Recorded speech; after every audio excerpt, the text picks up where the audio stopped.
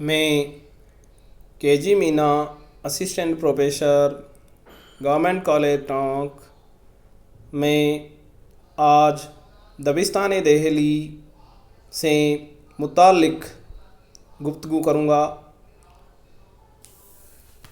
उर्दू शायरी ऐसा आईना खाना है जिसमें न सिर्फ शायरी की ज़िंदगी और शख्सियत का अक्स नज़र आता है, बल्कि ज़माने के नए रंग और मुआशरे की नई परछाइयाँ भी नज़र आती है।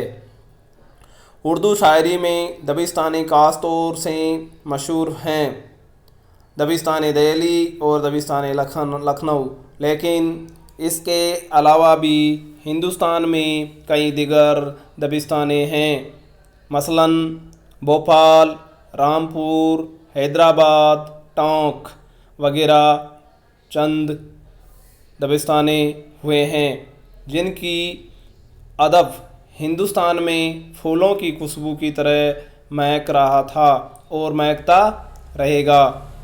मैं दबिस्तान दहली के बारे में आगे गुफ्तगू करता हूँ। दहली शेर व शायरी का मरकज़ तो पहले से ही था, लेकिन दहली में उर्दू शायरी का बाकायदा आगाज़ वली दखनी के दहली आने और 1719 ईस्वी में इनका दीवान यहाँ पहुँचने के बाद शुरू हुआ। वली के कलाम को सने कराहल अहल दहली ने उर्दू में शायरी करना शुरू की।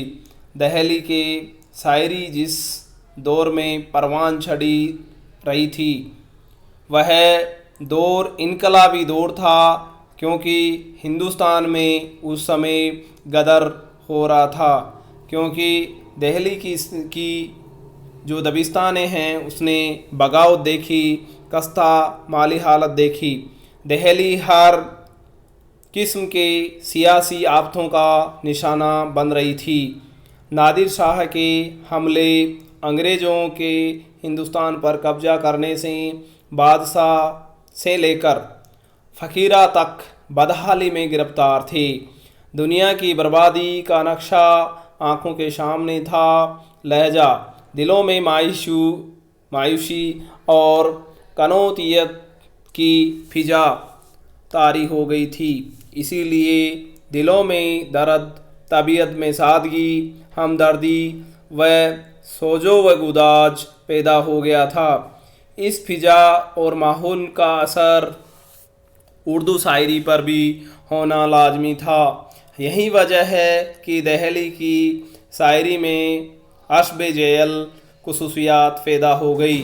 मैं आपको जिक्र करूँगा, गुफ्तगू करूँगा कि दबिस्तान दहली की कस्ता हालत, बदहाली हालत और एक बर्बादी का नक्शा वहाँ मंजर आम था, क्योंकि वहाँ के शख्स और जो अदीब थे उनमें मायूसी और कनौतियत की फिजा नज़र आती थी।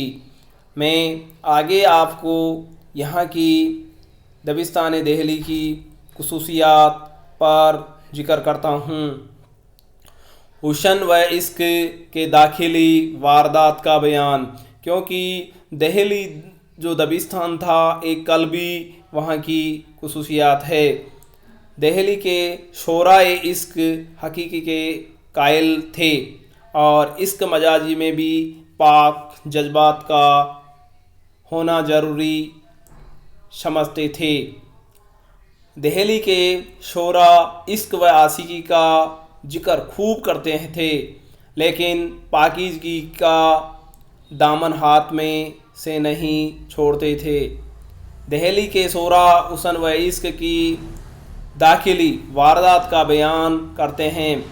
कल्बी वारदात को इस तरह से ज़बान से अदा करते हैं कि दिल से निकले और दिल पर नश्तर की तरह खनके।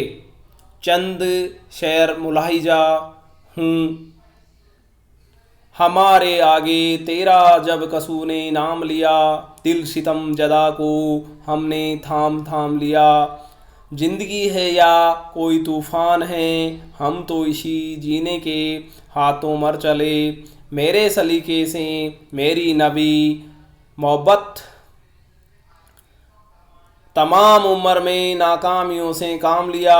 मैं आगे आपको तसव्वुफ़ से जिक्र करूँगा। दहली सूफिया का मरकज़ रहा है, इसलिए दहली के शोरा तसव्वुफ़ के रंग में रंगे हुए थे।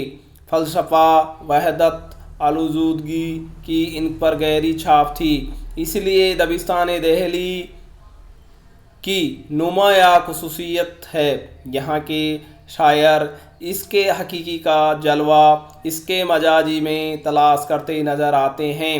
वली से लेकर मीर तक हर शायर ने तसव्वुफ़ और इखलाक को फेस किया। गालिब की शायरी में भी तसव्वुफ़ के जलवे नज़र आते हैं। गालिब ने दहली दबिस्तानी का गदर और वहाँ की माली हालत का अपने ख़तों में, अपने नशर और अपनी मकतूब निगारी में फेस किया है। तुझी को जो या जलवा फरमा न देखा, बराबर है दुनिया को देखा न देखा।